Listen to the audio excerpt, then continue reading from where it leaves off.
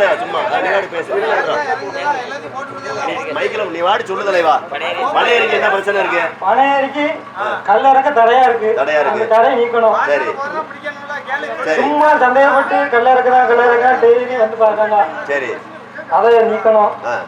கல்லே இறக்கணும். நாங்க கூட பிடிக்க வைக்க முடியாம பிடிச்சிட்டு போறாங்க. சரி அந்த பனை ஏறி காட்டு இந்த பனை ஏறி காட்டுன்னு தொந்தரவு பண்ணுறாங்க. அதாவது என்ன செய்யறாங்க, நீங்க கல்லே ஏறி இறக்கினாலும் கூட காலையில வந்து நீ கல்ல இறக்குன சந்தேகப்பட்டா மதியானத்துல கூட்டிட்டு போய் இந்த கல்லு பானை இறக்கு, அதுல கல் இருக்கா பதனி இருக்கான்னு பாக்குறேன் அப்படின்னு தொந்தரவு பண்றாங்க.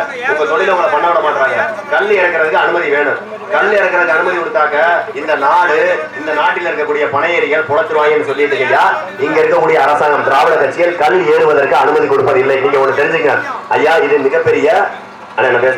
சரி உங்க கோபத்தை புரிஞ்சுக்கிட்டு கொஞ்ச நேரம் தம்பி உங்களுடைய அனுமதியோடு 2 நிமிஷம் பேசிக்கிறேன். ரைட்டுங்க. அண்ணன் பேரு மாதவன். பனையேற போறீங்களா? இல்ல இல்ல எனக்கு இல்லைண்ணே, நீங்க இப்போ போறீங்களான்னு கேட்கிறேன். மகிழ்ச்சி, நல்லபடியா பாருங்க. நீங்க பனையேறுங்க, எதை பத்தியும் கவலைப்படாதீங்க ஐயா.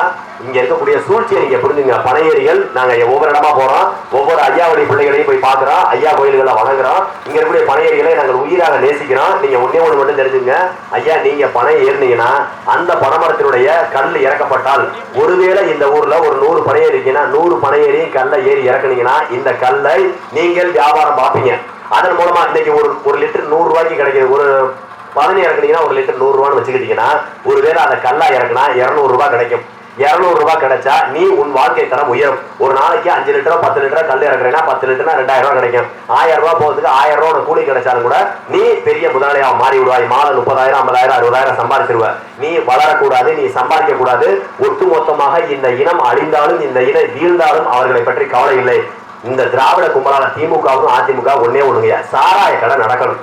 சாராய கடையில சாராயம் எவ்வளவு கிடைக்குது? 400 கோடி 500 கோடி நிற்குதுங்க. இந்த 400 கோடி 500 கோடியே சாராயம் யாருக்கிட்ட போகுதுன்னா, இங்க சம்பாதிக்கிற பணங்கள்ல பாதி இந்த திராவிட கட்சிகளுக்கு கமிஷனா போகுது. இங்க இருக்கக்கூடிய எம்எல்ஏ, எம்பி, அமைச்சர், கவுன்சிலர், சேர்மன், வார்டு செயலாளர், ஒன்றிய செயலாளர், நகர செயலாளர், மாவட்ட செயலாளர், இப்படி அரசியல்வாதிகள் இந்த சாராய கடையின் மூலமாக, கோட்டு கடையின் மூலமாக வரக்கூடிய பங்குகளை போல பிரிச்சு திங்கிறாங்க.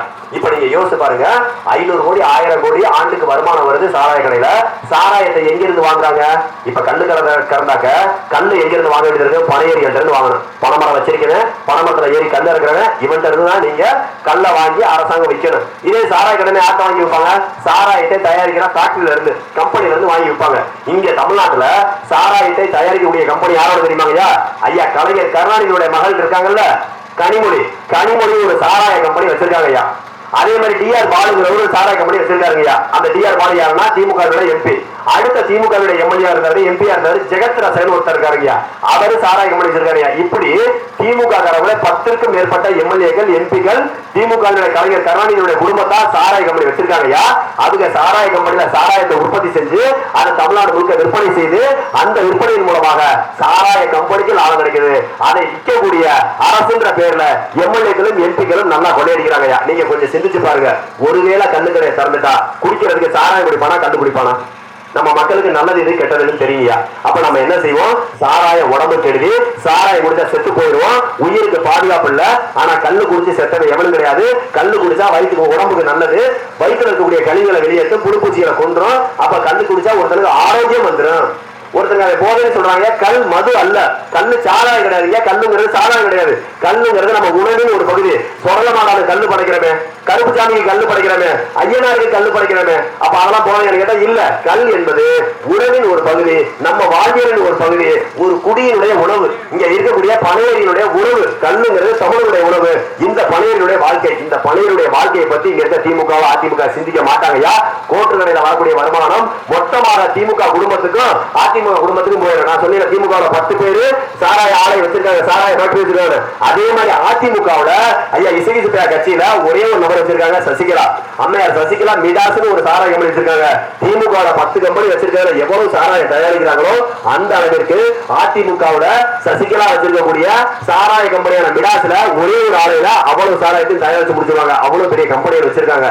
அப்ப இந்த இருவரும் கட்சிகளும் திமுகவும் அதிமுக சேர்த்துட்டா பனையேரிகளை கல்லு தயாரிக்க, கல்லை இறக்க விடாமல், பதனியை இறக்க விடாமல் தடுப்பது இங்க இருக்கக்கூடிய திராவிட கட்சிகள் தான். நீங்க ஒண்ணு தெரிஞ்சுங்க ஐயா. இங்க பாருங்க ஐயா, காமராஜர் உயிரோடு இருக்கும் வரை, முதலமைச்சராக இருக்கும் வரை இங்கு வாழ்ந்த பனையேரிகளுக்காக அவர் தன் உயிரை பாராமல் உதவி செய்தார். அது உண்மை. என்ன காரணம்? தான் பிறந்த இந்த பனையேரியில எவ்வளவு கஷ்டம் இருக்கு, இந்த பனையேரி குடும்பத்தை எப்படியெல்லாம் பாதுகாக்க நினைச்சு பனையேரிகளுக்காக வாழ்ந்து, தமிழ் மக்களுக்காக வாழ்ந்து, தமிழ் மக்களுடைய கல்விக்கு கண்டிருந்தவர் ஐயா காமராஜர். அந்த காமராஜரை இழிவுபடுத்திய கட்சி தான் காங்கிரஸ் கட்சி. கழிச்சிடும். அந்த காமராஜரை இழிவுபடுத்திய கட்சி தான் திமுக. அந்த காமராஜரை அது இழிவுபடுத்திய கட்சி தான் அதிமுக. நீங்க வீடு வீட்டுக்கு காலண்டர் வச்சிருக்கீங்க. ஐயா காமராஜருடைய படத்தை வீடு வீட்டுக்கு காலண்டரை வச்சு கும்பிடுறீங்க. இந்த சுவர்கள்ல ஐயா காமராஜருடைய பெயர்களை படங்களை வரைஞ்சு வணங்குறீங்க. நாம காமராஜரை கடவுளா பாக்குறோம், தெய்வமா பாக்குறோம். நம்மளுக்காக உழைச்ச நபராக, வாழும் கடவுளாக, வாழ்ந்த கடவுளாக நம்ம பாக்குறாங்க ஐயா. ஆனா திமுகவும் அதிமுகவும் அவர் ஐயா காமராஜரையும், காமராஜருடைய தாய் அம்மையார் சிவாஜி அம்மா அவங்க பேசுறது என்ன தெரியுமா? ஐயா காமராஜரை சொல்லியிருக்காங்க. ஒரு தடவை ஐயா காமராஜர் ரஷ்யாவுக்கு போயிருக்காரு. அப்பதைக்கு இவங்க சொல்லியிருக்காங்க, ஐயா கருணாநிதி எழுதுறாரு, அவருடைய பத்திரிகையோட பேப்பர்ல தலையங்கம்ன்ற ஒரு பகுதியில் எழுதுறாரு, முதலாம் ரஷ்யாவுக்கு எருமை தோலை ஏற்றுமதி செய்தான், இப்போது எருமைகளையே ஏற்றுமதி செய்யறான்னு ஐயா காமராஜர் இழிவுபடுத்திய ஒரு நபர் தான் கருணாநிதி என்ற ஒரு கருணாகம். அப்படின்னா என்ன? காமராஜரை எரும மாட்டுக்காரன்னு சொல்றாங்க, காமராஜருடைய அம்மாவை கருவாட்டுக்காரன்னு சொன்னாங்க. இதை சொன்னது பூரா திமுகவும் திமுகவுடைய கூட்டணி கட்சியா இருக்கக்கூடிய காங்கிரஸ் தான். ஐயா உங்களுக்கு தெரிஞ்சுங்க, காமராஜருடைய கட்சி காங்கிரஸ் கட்சின்னு சொல்றாங்க. அது உண்மை அல்ல.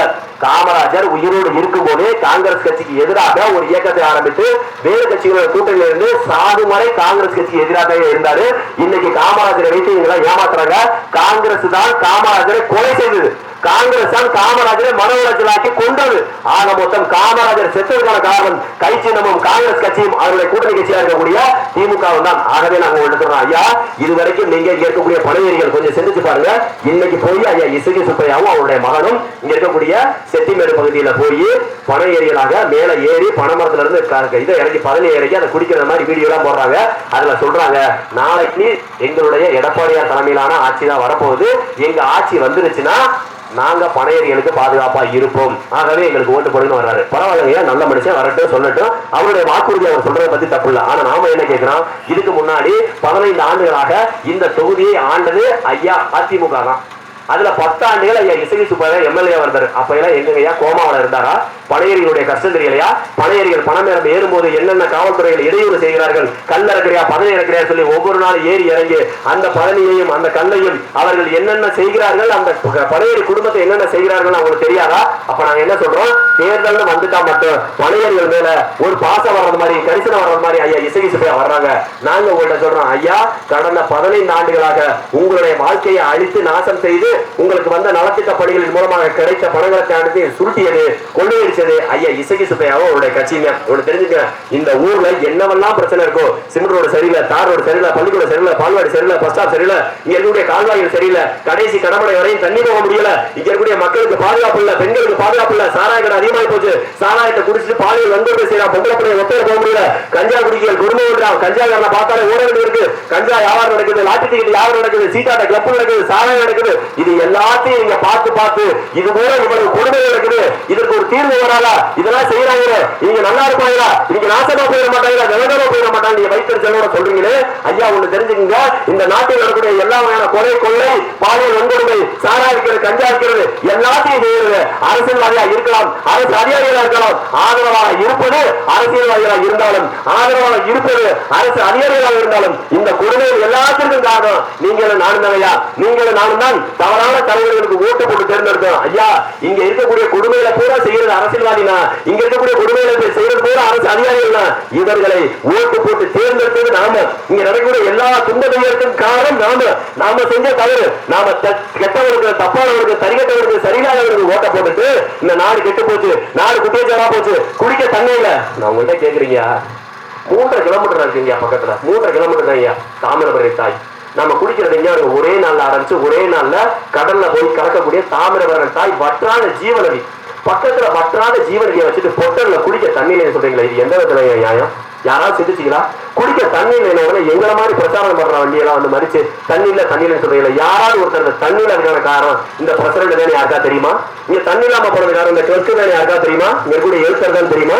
இங்க தண்ணி இல்லாம போனது காரணம் இந்த ஊராட்சி ஒன்றியத்துடைய சேர்மன் தான் தெரியுமா? நீங்க ஓட்டு போட்டு தவறான நபர்களை, தரியட்ட நபர்களை, விலங்கானங்களை கொண்டு வந்து ஆட்சியில உட்கார வச்சுட்டு காசை வாங்கிட்டு ஓட்டு போட்டு எங்களை மாதிரி ஆள்கிட்ட கேள்வி கேட்டு நாங்க என்ன செய்ய முடியும்? என் கையில அதிகாரம் இல்ல. 15 வருஷமா தோத்துக்கிட்டு இருக்கேன். 15 வருஷம் தோத்துக்கிட்டு இருக்கேன். நான் பரம்பரையா ரெக்கார்டாரன், பரம்பரை உதயசூரியன் சொல்றீங்களா, அதனால உங்களுக்கு பரம்பரை குடிநீர் தண்ணி விடாம வச்சிருக்கேன். உங்களுக்கு இனிமேல் நான் திரும்ப சொல்றேன், உங்களுக்கு நல்ல குடிநீர் வேணும்னா, தரமான சாலை வேணும்னா, தரமான வாழ்க்கை வேணும்னா, தரமான கல்வி, தரமான மருத்துவம், தரமான குடிநீர், இது எல்லாமே சமவிகிதத்துல சரிசமமா வேணும். இசைக்கு சுப்பையா மயம் படிச்ச பள்ளிக்கூடத்துல ஏமாயிரம் படிக்கணும். இசைக்கு சுப்பையா பயன்படுத்தின அரசு மருத்துவமனை மாதிரியான தரமான மருத்துவமனை நானும் பயன்படுத்தினேன். எல்லாருக்கும் சரிசமமான மருத்துவம், எல்லாருக்கும் சரிசமமான கல்வி வேணும் நீங்க நினைச்சீங்கன்னா ஒரு முறை விவசாய சின்னத்துக்கு நாம் தமிழர் கட்சிக்கு பனையரின் குடும்பத்தில் பிறந்த அண்ணன் சீமானுக்கு பனையரினுடைய வாழ்க்கையை பாதுகாக்க கல்லை உணவின் ஒரு பகுதியான கல்லை மீண்டும் இறக்கி சுதந்திரமாக இந்த பனையரிகள் வாழ்வதற்கும் வாழ்க்கை செழிப்பதற்கும் அவர்கள் குடும்பம் நல்லா இருப்பதற்கு நீங்க ஏதாவது செய்ய நினைச்சீங்கன்னா ஒரு தடவை படிச்ச இளைஞர்களுக்கு விவசாய சின்னத்துக்கு ஓட்டு போடுங்க. நாங்க தொடர்ச்சியா எங்க இந்த பொட்டல்ல ஒண்ணு எனக்கு பொட்டல்ல ஜோசப் தங்காயின்னு சொல்லிட்டு ஒரு அம்மா பாருக்காங்களா, ஜோசப் தங்காயின்னு சொல்லிட்டு ஒரு அம்மா இருப்பாங்க. அவங்களுடைய மருமக, அவங்க மயனை சொல்லக்கூடாது, அவர் காவல்துறையில பணிபுரிகிறாரு. ஆனா அவர் சொல்லக்கூடாது, அவர் எங்களுக்கு எந்த உதவியும் செய்யறதுல எப்பவுமே காவல்துறை உதவி செய்யாது. ஆனா அவங்க மனைவி ஜாஃப்ரின்னு சொல்லிட்டு ஒரு அக்கா இருக்காங்க, காலேஜ்ல பேராசிரியரை வேலை பார்க்கறாங்க. தொடர்ச்சியாக எங்களுக்கு எல்லா வகையிலும் நான் எனக்கு இந்த பொட்டல்ன்ற ஊருக்கு நான் வரணும்னு நினைச்சது ஒரு 2-3 பேருக்காக இந்த பொட்டல்ன்ற ஊர்ல கண்டிப்பா போனேன். நேரம் ரொம்ப குறைவு, நாட்கள் ரொம்ப குறைவா இருக்கு. நாங்கள் தொடர்ச்சியாக இந்த ஊருக்கு வரணும், இந்த ஊர்ல வந்து பேச நினைச்சது காரணம் இந்த பொட்டல் கண்ட தம்பி எழுங்கப்பா. என்ன கல்லா கல்லா பதனியா பார்த்து சொல்லணும் தலைவா. நான் சைவம் குடிங்க, பதனி குடிக்க மாட்டேங்க, சைவம் கல்லு மட்டும் குடிப்பேன். அதுக்காக கேட்டேன், இது கல்லா பதனியா? கல்லுனா தயிர் மச்சல முடிஞ்சா தொடர்ந்து எங்க அண்ணன் சீமான் பணமரத்துல ஏறி கல்ல இருக்கிறாருல, மயிரா முடிஞ்சு கல்லுன்னே சொல்லுதா, நான் பார்த்து கல்லுனே கூட சொல்லுவேன். கல்ல ஐயா அவர் கொடுத்தது பதனி, ஆனா நான் குடிக்கிற கல்லு. முடிஞ்சா வழக்கு போட்டுக்க, முடிஞ்சா என்னை சுட்டு போறேன், நீ என்னை சுடுற முடிஞ்சலாம். ஐயா காவல்துறையோ அல்லது நீங்க அதிமுக ஏதாவது தொடர்ந்து நினைச்சாங்க, எங்க பாருங்க சொந்தமா லைசன்ஸ் வாங்கி துப்பாக்கி வச்சிருக்கீங்க, சுடுற ஆதாரத்துல சுட்டு போடுவோம், துப்பாக்கத்தை படுத்தணும், குண்டிலே சுட்டு போடுவேன். நீ மத்தவங்க மாதிரி காலில் சுடுற மாதிரி என்ன சுட நினைச்சாங்க, குண்டிலே சுடுவேன். இப்படியே சொல்லிட்டு போறேன், சுட்டா துப்பாக்கி வச்சு கொடுக்கல. மத்தவனாச்சும் காலை நோண்டிட்டாச்சும் நடந்து தெரியலாம், சேர்ல உட்காரலாம், கட்டில படுக்கல நினைச்சிடலாம். நான் சுடாத இடத்துல சுட்டினா எந்த வரையும் பார்க்க முடியாது, பொண்டாட்டி மதிக்க மாட்டா, பாத்துக்க பொண்டாட்டி விடுத்து ஓடி போயிடும். அதனால என்னையோ என் சார்ந்த என் பனையேறி குடும்பங்களை மீண்டும் தொடர்ந்து காவல்துறையும் ஐயா இசை சுப்பாயினுடைய ஆட்களும் தொடர்ந்து நினைச்சீங்க, அதுக்கப்புறம் துப்பாக்கத்தை படுக்கிறத பாத்துங்க. அதுல எங்களை எல்லாம் தொடர்ந்து வச்சிருக்காங்க, இடுப்புல வச்சுக்கிட்டே இருக்கீங்க. லைசன்ஸ் கண்ணு நான் சுத்தினா யாரும் கேட்க மாட்டாங்க. ஹைகோர்ட் ஆர்டர் வாங்கி வச்சிருக்கேன், நான் வழக்கறிஞரா இருக்கு. மதுரை உயர்நீதிமன்ற கிளையில் ஆர்டர் வாங்கி இடுப்புலயே சொல்லி வச்சிருக்கேன். எடுத்து சுத்தினா உன் வரமுறையா அடுத்து வந்து எந்திரிக்க முடியாது, பாத்துங்க. நன்றி. ஆனா இது கல்லு தானே, நான் திரும்ப சொல்லுவேன், இதை வச்சிருக்கேன், பேசி முடிச்சு குடிச்சுக்கிறோம். யாரும் கொடுத்துறாங்கன்னா உங்களை நம்பி யாரும் கொடுக்க முடியாது. மணிவளன் ஐயா சரக்கு கொடுக்குற மாதிரியே இருக்க வேண்டியது, நீங்க நம்ப முடியாது. ஐயா குடிக்கிறது இங்க பேசிக்கிட்டு இருக்கும் போது பாவம் இப்படி தொண்டை தண்ணி போக கத்துறானு நிறைய பேர் தண்ணியெல்லாம் வாங்கி கொடுப்பாங்க, இப்படி தண்ணியெல்லாம் வாங்கி கொடுப்பாங்க. சரி இந்த தண்ணியெல்லாம் எடுத்துட்டு போதுனா திடீர்னு ஒரு அண்ணன் என்னோட தெரியுறாரு, ரஜேந்திரன். இந்த பையன் இப்படி கத்துறான்னு சொல்லி யார்ட்டையும் விசாரிச்சு இந்த ஓஆர்எஸ்ன்னு ஒரு ஜூஸ் இருக்கு, அவர் யார்ட்டையும் அவருக்கு தெரிஞ்ச டாக்டர் விசாரிச்சிருக்காரு. ஓஆர்எஸ்ன்ற ஜூஸ் குடிச்சா இப்படி எனர்ஜி இல்லாம கத்துறாருன்னு ஒரு இடத்துல 10 இடத்துல பேசுறாருங்க. உனக்கு வேணுமா பங்கு? நீ பார்த்து உள்ளூர்காரன் தண்ணியா ரைட், நான் கூட கல்லு கேட்கிறேன்னு நினைச்சேன். அப்ப என்ன அந்த மாதிரி ஓஆர்எஸ் ஒரு அண்ணன் ரஜேந்திரன் ஒரு அண்ணன் மாரிமுத்தன் இந்த ஓஆர்எஸ் குடிக்கிறான்னு சொல்லிட்டு ஒரு 5-6 பாக்கெட் 10 பாக்கெட் வாங்கி ஓஆர்எஸ் குடிக்கிறான்னு வச்ச பாக்கெட்டை மட்டும் பார்த்து எடுத்து குடிச்சிடாங்க. ஏன்னா என்னை மாதிரி நான் அவங்களையே என் நம்பியதை நான் எப்படி வெயில் அடிக்கிறேன் அதே மாதிரி தான் வெயில் அடிக்கிறாங்க. உண்மையிலே சொல்றேங்க ஐயா, ஒவ்வொரு நாளும் இரவு பகலா போய் உழைக்கிறேங்க. காலையில 6 மணிக்கு வண்டி எடுத்தா ஒரு நேரம் கூட ஓய்வு கிடையாதுங்கய்யா. மதியானம் அரை மணி நேரம் சாப்பாடு டைம், அதுக்கப்புறம் விட மாட்டாங்க, தொடர்ச்சியாக ஓடிக்கிட்டே இருக்கும். ஏன் தெரியுமா? இங்க பாருங்களேன், எங்களுக்கு சொகுசு வாழ்க்கை வாழ தெரியுங்க. உங்க கையில இருக்க துண்டறிக்கையை படிச்சு பாருங்க, உங்க கையில இருக்கக்கூடிய துண்டறிக்கையை நாங்க படிச்ச படிப்பை பாருங்க. ஐயா இவ்வளவு படிப்பு படிச்சுட்டு நான் எங்கயா அந்த வெயில வந்து கத்தி சாகணும்? ஒவ்வொரு நாளும் உயிரை பணைய வச்சு வேலை பாக்குறாங்க. எப்ப இசை சுப்பையோட ஆளுங்க வர்றாங்க, எப்ப காவல்துறை வழக்கு பதிவு செய்யறாங்க, தேடி தேடி தேடி தேடி வம்பிருக்கிறாங்க. அந்த பொட்டல்ல யாருமே வரல. ஒருவேளை எங்க அண்ணன் ஜெயக்குமார் இருக்காருங்க, இங்க பயந்துட்டு யாரும் வரலன்னு தெரியல. பொட்டல்ல மட்டும்தான் இதுவரைக்கும் எங்களிடம் வந்து ஐயா இசை சுப்பையோட ஆட்கள் வந்து பிரச்சனை பண்ணல. மத்த எல்லா ஊரையும் பிரச்சனை பண்ணிட்டாங்க, எல்லா ஊரையும் வம்பிருக்காங்க. அது சொன்ன உடனே ஆரம்ப பத்தியா சரார் நடிக்கிறது. அது நான் என்னன்னா அது நம்மளால எனக்கு ஒரு இங்க ஐயா இசை சுப்பையோட ஆளுகளை கூட பார்த்தேன். வரவே மூரா யார் தெரியுமா? குடியார பையன், கஞ்சாக்காரன். புரியுதுங்களா? நல்லவருக்கு யாருங்க சப்போர்ட் கொடுக்குறா? நல்லவரையா? இப்ப எனக்கு ஒரு பிரச்சனை யாரு வருவா? என் தம்பிமார்கள், அண்ணன்மார்கள், தாய்மார்கள், நீங்க வருவீங்க. இல்ல என் கட்சிக்கா உங்களுக்கு எது வருவாங்க? ஏன் நான் குடியாரம் கிடையாது, நான் கஞ்சா குடிக்கல, கஞ்சா விற்கல, சாரா விற்கல, நான் நல்லது, என் கட்சி சாரா விற்கல, நானும் சாரா விற்கல, நானும் கஞ்சா குடிக்கல, என் கட்சியும் கஞ்சா விற்கல. அப்படியே அவங்க கட்சி ஆகவே நல்லவர்களுக்கு ஆகவே நல்லவங்க வருவீங்க. ஆனா ஐயா இசைக்கு சுட்டாரு எங்க ஓடி பேசினாலும் ஒரு குடியாரம் கேள்வி கேட்டான், எங்க ஓடி பேசினாலும் ஒரு கஞ்சாக்காரன் கேள்வி கேட்டான், எங்க ஓடி பேசினாலும் ஒரு கட்ட பஞ்சாயத்துக்காரன் கேள்வி. அப்படின்னா என்ன? ஐயா இசைக்கு சுப்பையா அது மாதிரியான ஆட்களுக்கு வளர்த்து வச்சிருக்காரு. ஒருவேளை ஐயா இசைக்கு சுப்பையா அப்படித்தான் இருப்பாருன்ற அளவுக்கு நம்மளை சிந்திக்க வச்சிருக்காங்க. அந்த அளவுல தான் இந்த தொகுதி இருக்கு. ஆகவே நாங்க உங்கள்கிட்ட சொல்றோம், கொஞ்சம் நீங்க பாருங்க ஐயா, எல்லாத்தையும் ஒப்பீடு செய்து பாக்குறோம்ல. ஒரு துண்டு எடுக்க போறோம், ஒரு ட்ரெஸ் எடுக்க போறோம், ஒரு சட்டை எடுக்கிற, ஒரு பேண்ட் எடுக்கிற, ஒரு சேலை எடுக்கிற, ஒரு திருமணம் எடுக்கிற, ஒரு தோல் எடுக்கிற, ஒரு தொகட்டை எடுக்கிற, ஒரு மூக்குத்தி எடுக்கிற, எடுத்த உடனே ஒரு கடையில போய் வாங்கிடுறோமா? 10 கடையை பாக்குறோம்ல, இந்த கடையில விலைய வருது, அந்த கடையில விலைய வருது, அந்த கடையில நல்ல மாடலா, இந்த கடையில நல்ல மாடலா, எது தரமா இருக்கு, எது அழகா இருக்கு, எது நல்ல நிறமா இருக்கு, கலரா இருக்கு, எல்லாத்தையும் பாக்குறோம்ல. ஒரு ஒப்பீடு செஞ்சாலே வாங்குறோம். எடுத்த உடனே ஒரு 6 மாசமா 1 வருஷமா போடக்கூடிய சட்டையை எத்தனை பரட்டி பரட்டி வாங்குறோம். அதுல பொம்பளை எல்லாம் சேலை எடுக்க போயிட்டாலும் அந்த கடைக்காரன் நொந்து ஓடி போயிடும். அந்த அளவுக்கு பரட்டி பரட்டி பார்ப்பாங்க. கீழே டேபிள்ல போட்ட சேலையை கண்ணுக்கு தெரியாது, அடிக்க வச்சிருக்க சேலை மட்டும் கண்ணுக்கு தெரியும். அந்த அளவுக்கு குடும்பம் பண்ணி சித்திரவதை பண்ணி ஒரு சேலை எடுக்கிற, ஒரு ஜாக்கெட் எடுக்கிற. அதுல நீங்க இங்க இருக்கு ஐயா, சேலை 500 ரூபா, ஜாக்கெட் 5000 ரூபா. முதல்ல சேலைக்கு ஜாக்கெட் இலவசமா கொடுத்தா இலவசமா தப்பா இங்கே பாத்துருக்கேன். இன்னைக்கு சேலை 500 ரூபா. ஏன்னா நானும் எனக்கு குடும்பம் இருக்கு, அக்கா தங்கச்சி எல்லாம் இருக்காங்க, எங்களுக்கு செலவு இருக்கும்ல, பாக்குறோம்ல. சேலை 500, ஜாக்கெட் 5000. அந்த அளவுக்கு ஏதாவது ஆரி ஒர்க்கு காரி ஒர்க்குன்னு ஏதாவது வச்செல்லாம் செய்யறாங்க. அப்ப இந்த அளவிற்கு ஜாக்கெட் இப்படி இருக்கணும், இந்த அளவிற்கு தோடு இப்படி இருக்கணும், சேலை இப்படி இருக்கணும், வேட்டி இப்படி இருக்கணும் சொல்லி பார்த்து பார்த்து நம்ம அலங்கரிக்கிறோமே, நம்மளை அழகுபடுத்திக்கிறோமே. அதே மாதிரி இந்த தேசம் நல்லா இருக்கணும், இந்த நாடு நல்லா இருக்கணும். சட்டை போட்ட நாம, சட்டைக்குன்னு ஒரு உடம்பு இருக்கு, அந்த உடம்பு ஆரோக்கியமா இருக்கணும். பேண்ட் போட்ட நாம, அதுக்குள்ள ஒரு உடம்பு இருக்கு, அது ஆரோக்கியமா இருக்கணும். அது ஆரோக்கியமா இருக்கணும். தூய்மையான குடிநீர் வேணும், தூய்மையான காற்று வேணும், ஆரோக்கியமான நஞ்சில்லாத உணவு வேணும். இதை பூரா யார் யார் செஞ்சு கொடுப்பா? விவசாயத்தை இன்னைக்கு அரசு தொழிலாக அறிவிப்போம், அரசு தொழிலை ஆக்குவோம் சொன்ன ஒரே கட்சி, ஆடு மாடுகளை அரசு தொழிலை ஆக்குவோம் ஒரே சொன்ன ஒரே கட்சி, பணையிடக்கூடிய கல்வி இருக்கக்கூடிய தொழிலை அரசு தொழிலை அங்கீகரிச்சு லைசன்ஸ் கொடுப்போம் சொன்ன ஒரே கட்சி நாம் தமிழர் கட்சி மட்டும்தாங்கய்யா. மற்ற கட்சிகள் உங்களை உசுரா கூட பாக்குறது இல்லையா, ஒரு ஓட்டா மட்டும்தான் பாக்குறா. அதனாலதான் இவரை நோயை பார்ப்பான், நோயின் மூலமா மெடிக்கல் மாத்திரை மருந்து விற்கிறான், அதன் மூலமா கோடிக்கணக்காக சம்பாதிக்கிறான், சாராயத்தை விற்கிறான், அதன் மூலமா கோடிக்கணக்காக சம்பாதிக்கிறேன். அது விற்கிற மாத்திரை மருந்தை வாங்கி தின்னுட்டு அதை விற்கிற சாராயத்தை வாங்கி நம்ம நாசமா போறோம். அது உங்களை ஓட்டா பாக்குறேன், உசுரா பாக்கல. நாங்கள் உங்களை ஒருபோது ஓட்டா பாக்கல, வாக்கா பாக்கல. நாங்கள் உங்கள்கிட்ட பாக்குறது உங்களுடைய வாழ்க்கை பாக்குறோம். நாங்கள் கேட்பது உங்களுடைய வாக்கு அல்ல, எதிர்கால தலைமுறையுடைய வாழ்க்கை. உங்கள் எதிர்கால தலைமுறையை பார்த்துட்டு ஓட்டு போட போங்க. நீங்க ஓட்டு போட போகையில 2 விஷயத்தை பார்த்துட்டு போங்க. ஒரு விஷயம், இந்த புள்ள என் மகன், என் மகள், என் பேரன், என் பேத்தி, இவர்கள் எல்லாத்தையும் பார்த்துட்டு அதுக்கப்புறம் போங்க. அதுக்கு முன்னாடி இந்த மகனுக்கும் மகளுக்கும் பேரனுக்கும் பற்றிய நல்ல வாழ்க்கை வேணும். தரமான சிமெண்ட், ஒரு தரமான சாதனை, ஒரு தரமான பள்ளிக்கூடம், தரமான பால்வாடி, அனைவருக்கும் சமமான கல்வி, அனைவருக்கும் சமமான மருத்துவம், அனைவருக்கும் தரமான கல்விக்கேற்ற வேலை, வேலைக்கேற்ற வேலைன்னு அரசு வேலை, அரசு வேலைக்கேற்ற. இந்த அக்காலாம் இந்த வெயில, ஒரு பொம்பளை பிள்ளை, ஒரு அக்கா இந்த வெயில எவ்வளவு கஷ்டமா இருக்கு தெரியுமா? நாங்களும் வெயில உழைக்கிறோம். அக்கா நீ கவலைப்படாதக்கா, உன் வேலை அரசு வேலையா மாற்றப்படும். சாராய பொருளாதாரத்தை கொண்ட இந்த தமிழ்நாடு அரசு நாசமா போறதுக்கான காரணம் இந்த பெண்களோட சாபம் தான். இந்த வெயில போற அந்த பொம்பளை பிள்ளையோட சாபம் சும்மா விடுமா அந்த அரசாங்கத்தை? நீ பாருங்க, யோசிக்க. எங்கேயோ உட்காந்துருக்கா ஒரு நாட்டுல, ஒரு அமெரிக்கா நாட்டுல, ஆஸ்திரேலியா நாட்டுல உட்காந்துக்கிட்டு ஊபர், ரேபிடோ, ஓலா இது மாதிரியான நிறுவனங்களை இந்தியாவில் ஆரம்பிச்சு நம்மளுடைய வருமானத்தில் 30% ஆட்டை போட்டு போறான். ஆட்டை ஓட்டுறவங்க, 2 வீலர் ஓட்டுறவங்க, கார் ஓட்டுறவங்க இருந்து ஊபர் நிறுவனமோ, ஓலா நிறுவனமோ, ரேபிடோ நிறுவனமோ 30% ஆட்டை போட்டு திங்கிறாங்கயா. நம்ம காசுல பெட்ரோல் போறோம், நம்ம காசுல வண்டி வாங்குறோம், நம்ம காசுல உழைக்கிறோம். ஆனா எங்கேயோ உட்காந்துருக்க அமெரிக்காவில ஒரே ஒரு ஆப், ஒரே ஒரு அப்ளிகேஷன், மொபைல்ல ஒரே ஒரு அப்ளிகேஷன் உருவாக்கி அந்த அப்ளிகேஷன் மூலமா கோடிக்கணக்கில் சம்பாதிக்கிறாங்கயா.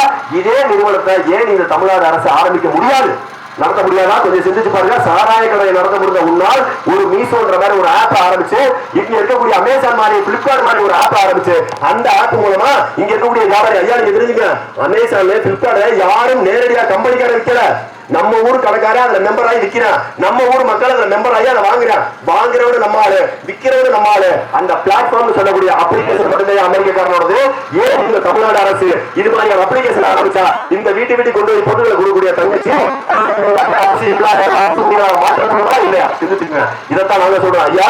இங்க தனியார் நிறுவனங்கள் கோடிக்கணக்கில் சம்பாதிச்சுட்டு இருக்கான் வெறும் அப்ளிகேஷனை வச்சு.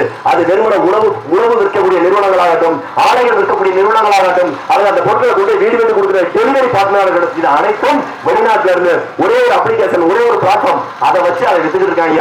அந்த ஆப்ப தமிழ்நாடு அரசு உருவாக்கி விட்டா பல 1000 கோடி சம்பாதிக்கிறாங்க.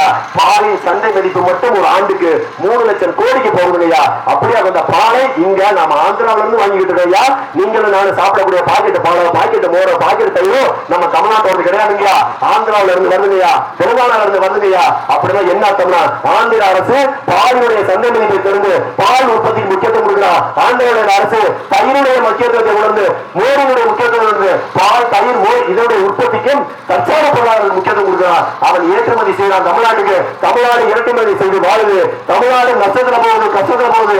அங்க வாழ்க்கை வளர்ச்சி இருக்கு ஆந்திராவில். காலம் அந்த மண்ணை ஆளக்கூடிய அந்த மண்ணின் மைந்தன். அதே மாதிரி தமிழ்நாடு நல்லா இருக்கணும், பழையர்கள் நல்லா இருக்கணும்னா மீண்டும் ஒரு முறை பழையேறி ஆட்சிக்கு வரணும். அண்ணன் சீமான் ஆட்சிக்கு வரணும். நாம் தமிழர் கட்சிக்கு ஒரு தடவை ஓட்டு போடுங்க. விவசாய சின்னத்துக்கு ஒரு தடவை ஓட்டு போடுங்க.